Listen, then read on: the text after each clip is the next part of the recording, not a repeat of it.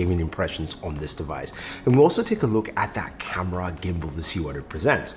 All right, so I've got to give it to LG though. They've created something really unique and interesting here with the LG Wing. Now the Wing, it looks like a standard smartphone, feels like a display. Now the secondary display is 1080 by 1240. It's about 3.9 inches. The main display is 6.8 inches, and that looks like a lovely display altogether. Overall, the feel is a bit thicker than your standard smartphones that you have nowadays, but not too thick, but it just feels really soft. This whole contraption works for gaming, right? So it's a Snapdragon 765 processor. You've got, of course, 8 gigs of RAM. You can go up to 256 amp battery. It's got fast charging, quick charge 4.0 plus. You've got wireless charging as well built into it. So you've got all the things you want in a standard smartphone. But when it comes to the camera, as I mentioned, you've got that gimbal rig and you've got a pop-up front-facing camera on the device. It's really easy to do, very simple, very easy to access. What that allows you, of course, is you can use both displays for several different things. So you can have the top display, you know, watching a video. You can have the bottom display going through, say, your text messages or Instagram or Twitter or whatever you want to. You can also set this up. Now you have to go into the menu section and you go into display.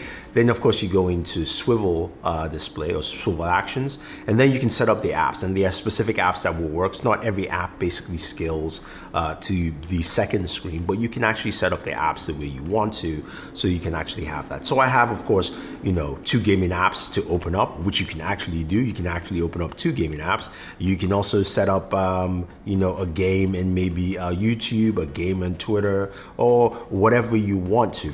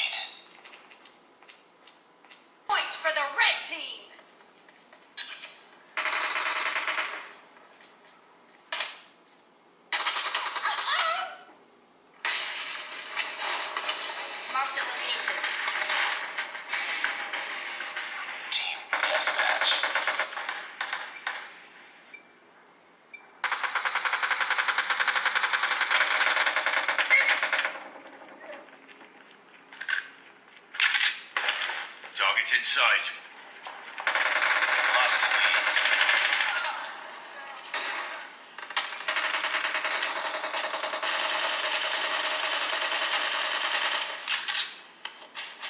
Cover me!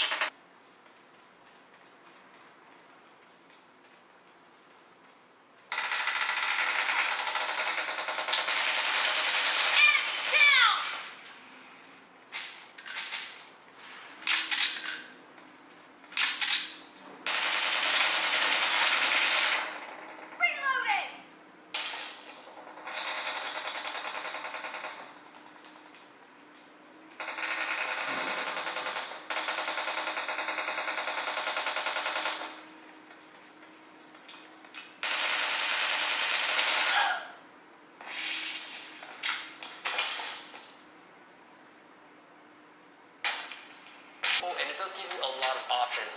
Killing spree for the blue I don't team! really need to use all those options. I would prefer using the Pixel UI. So from my experience, if you love using your phone a lot and you want to have all your options, you want to be really specific with how to use your phone, then One UI from Samsung is one of the best.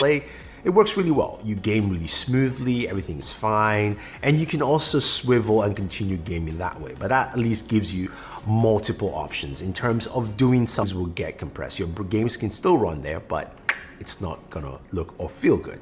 Now, when it comes to using both display for gaming and your secondary display doing something else, so usually I flip it around so it looks like on the smaller display.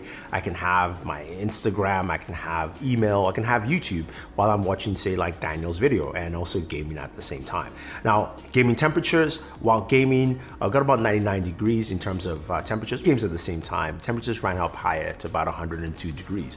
Now, in terms of PUBG, I didn't play at Ultra because Ultra was not available. I did play at Smooth at the highest settings available, which you can see on screen.